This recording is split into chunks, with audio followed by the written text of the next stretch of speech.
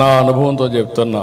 45 రాజకీయాలు, 48 సంవత్సరాలు, రేపు 28కి మొట్టమొదటి ఎమ్మెల్యేగా అయిన తర్వాత సుదీర్ఘమైనటువంటి రాజకీయ జీవితంలో అనేక సమస్యలు చూశాను. నేను మొదటి నుంచి కూడా ఒకటే ఆలోచిస్తున్నాను. Law and order utmost important. నిన్న గూగుల్ పెట్టుబడులు $15 బిలియన్ ఆంధ్రప్రదేశ్కి వచ్చిందంటే, వైజాగ్కి వచ్చిందంటే వారికి ఒక నమ్మకం.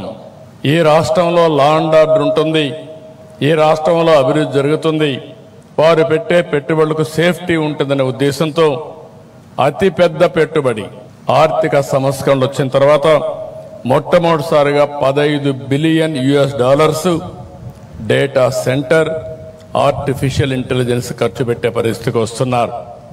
ఇది ప్రపంచానికే ఒక హబ్బుగా తయారవుతుంది.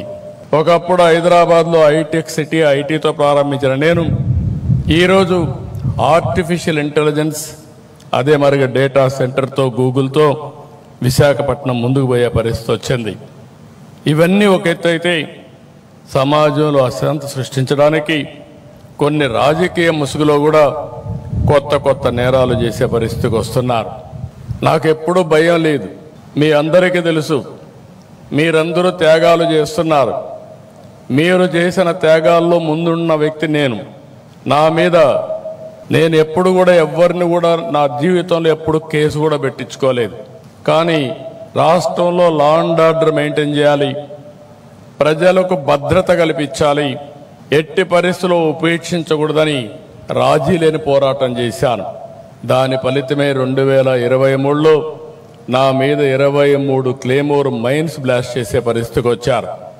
అయినా కూడా నేను భయపడలేదు. ప్రాణం అనేది తాత్కాలికం, మనం చేసే పనులు అనేది శాశ్వతం.